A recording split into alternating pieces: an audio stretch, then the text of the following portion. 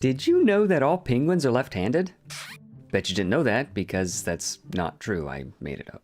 Well, it might be true, but still, I did make it up. It's easy to say things that aren't true and get people to believe them, especially when they sound sciencey and are mixed in with well-known facts.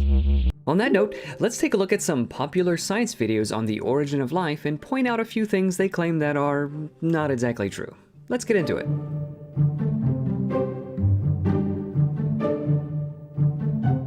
The first sort of made-up thing you should be on the lookout for is what we call Imagination Storytime Land. Let's start with these videos from Be Smart and Stated Clearly.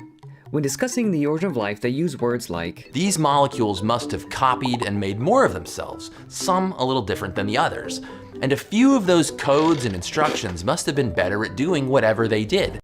it must have happened.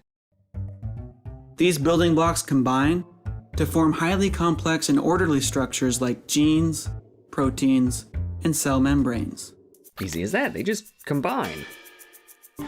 Unfortunately, the RNA-only world went extinct more than 3 billion years ago. See how they slipped into the past tense as if these things are proven? Notice there were not a whole lot of sources cited or evidence given, just imagination and hopeful possibility.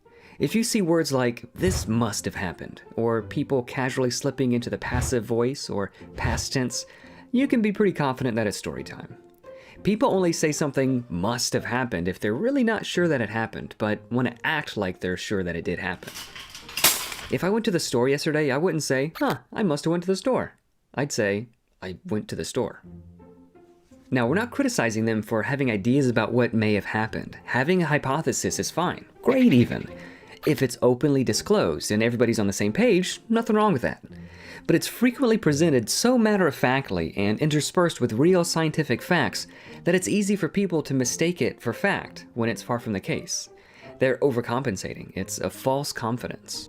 All right, you know how to spot story time. Cool.